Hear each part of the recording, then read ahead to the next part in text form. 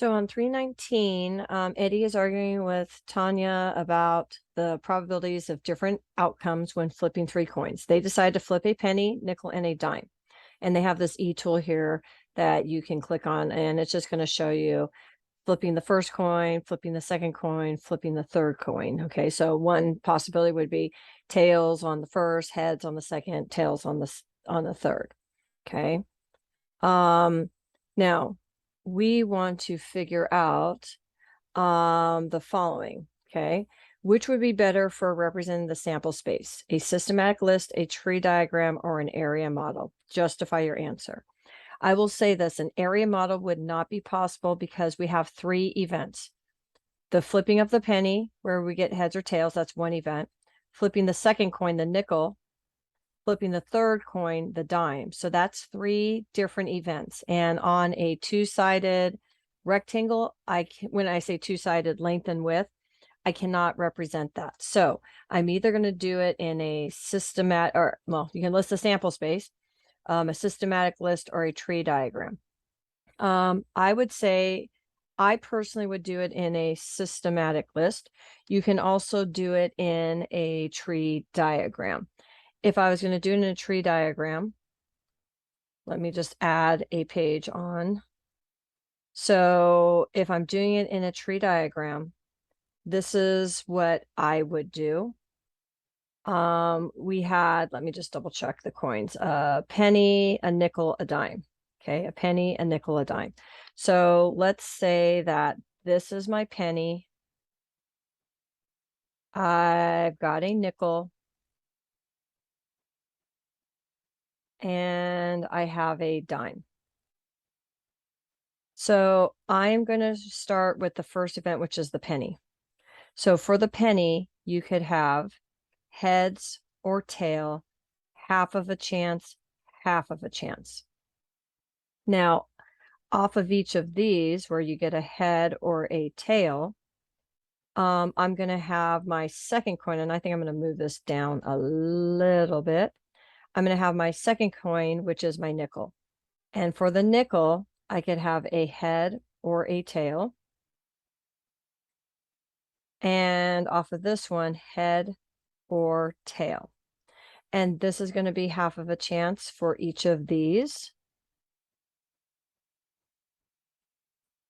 So far, this would be heads and heads, heads and tails, tails and heads, tails and tails. But that's only two coins. I have three coins. So then my third coin, my dime, I could have heads or tails, heads or tails,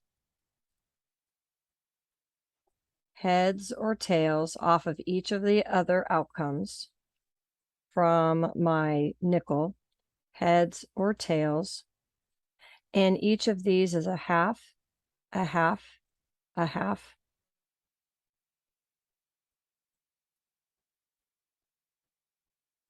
Now, what's going to happen here is if I was on this branch right here, this is me getting heads for the first, for the penny, heads for the dime, heads for the, so heads for the penny, nickel, dime. And that would be 1/2 times 1/2 times 1/2, which is 1/8. And that's 1/8 for heads, heads, heads. And again, that probability is 1/8 for that. Now, if I was doing this, this would be heads, heads, tails. So that would be still 1/2 times 1/2 times 1/2. That would be heads, heads, tails.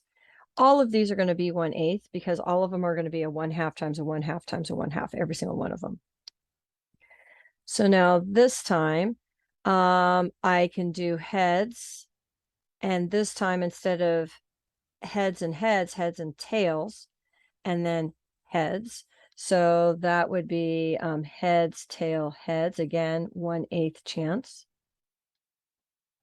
Now I could still do heads and tails, but this time tail off of this. So that's going to be heads, tails, tails, which is again going to be 1/8. Okay, so now that's everything off of the heads. Now I'm going to be focused on the tails.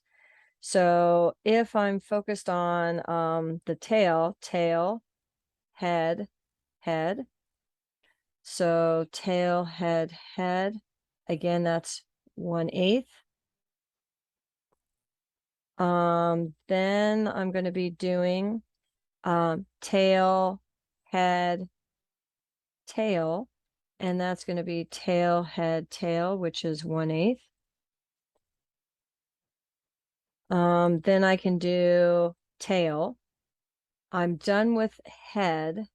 So now I'm going to do tail, tail, head, and that's going to be tail, tail, head, which is going to be 1/8.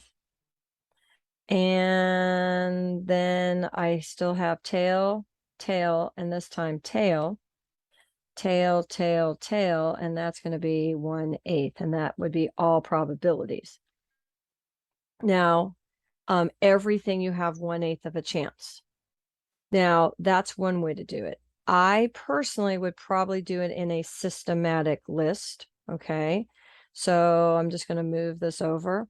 And so for my systematic list, I basically am going to have my penny, my nickel, my dime.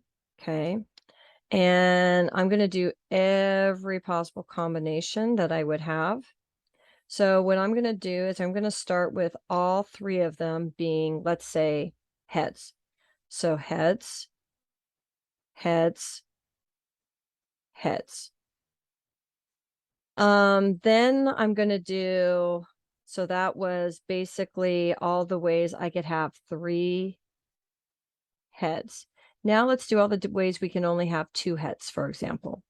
This is just kind of the systematic way I'm going to do it. So I could have heads, heads, and then tail.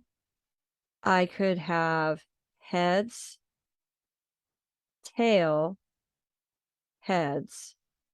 I could have tail, head, head. And so in that situation, this is all the ways to have, let me write it here, 2 heads. Then I'm going to list all the ways that I could have 1 head. Probably should have written this smaller. Try to write smaller here. So this could have been head, tail, tail. I could have had it be tail, head, tail. I could have had it be tail, tail, head. And that's all the ways I could have 1 head. So just so you see here, I have 1, 2, 3 heads. Here I have 2 heads, 2 heads, oops, 2 heads. And what you might notice is my tails are kind of in this diagonal. Then here I've got heads, heads, heads, where my heads are in the diagonal. And then my last situation would be having 0 heads. And that would be all tails. So that would be tail, tail, tail. Now in this situation, I have 8 outcomes if I count them. Okay. I've got 1, 2, 3, 4, 5, 6, 7, 8, and each is likely to happen. So each of these situations would be 1/8. That's another way of doing it. Now the questions that they asked on this, let me get back to the problem.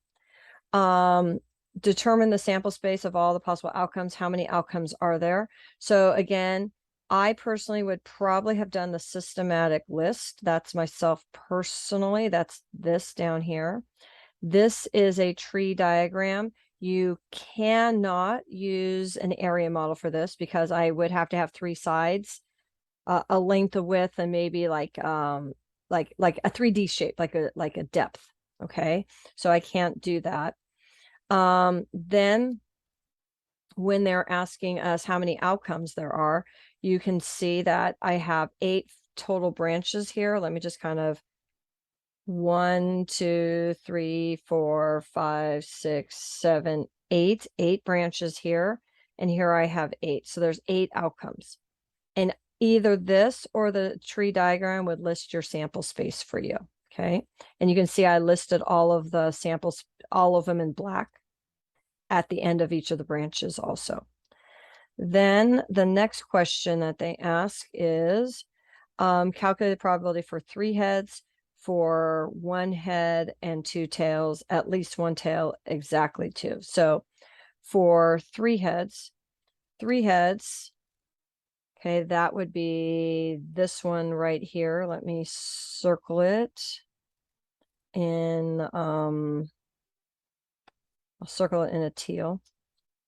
So 3 heads would be this, which would be 1 out of 8, or it would be here, which is 1 out of 8. So I just changed the format of this so we can kind of see that better. So the 3 heads, we saw that there was 1 out of 1/8, 1 head and 2 tails. So 1 head and 2 tails. So 1 head, 2 tails. Let me circle that. 1 head, 2 tails, 1 head, 2 tails, 1 head, 2 tails. So here you see you have to kind of search through it, where here, 1 head, 2 tails, we can see it's 3 out of 8. Okay, because it's those 3 in this section right here. Okay, so that is 3 out of 8. And then it asks us at least 1 tail. Now, at least 1 tail is different than having 1 tail. So at least 1 tail means 1 tail or more. So 1 tail or more, 1 tail or more. Here we've got more. Here we've got 1 tail. So anything that has at least a tail, 1 tail or more. So that is going to be basically everything except for heads, heads, heads. So here it would be everything except for that one here. So it's going to be 7 out of 8 is going to be our answer. And then the last one says exactly 2 tails. So exactly 2 tails. Again, if I'm looking at the tree diagram, sorry, I had to think about it for a second. Exactly 2 tails. Here's exactly 2 tails. Here's exactly 2 tails. Exactly 2 tails, 3. But again, I had to kind of search. Where here, if I'm looking for exactly 2 tails, exactly 2 tails is going to be here, and that is going to be 3 out of 8. And hopefully that helps you out. Oh, and the last question, sorry, which is more likely, flipping at least 2 heads or at least 2 tails? So flipping at least 2 heads or flipping at least 2 tails, that's going to be exactly the same, because if it's at least 2 heads, that would be either heads, heads, tail, any of the ones with the 3. Let me come to it. So exactly 2, so at least 2 heads would be these 3 here. And this would be at least 2 heads. So that would be 4 out of 8. If we're looking at least 2 tails, this would be 2 tails, those 3. And then here, so that's going to be 4 out of 8. So you have the same probability, half a chance for both. So that's going to be 1/2, exactly the same.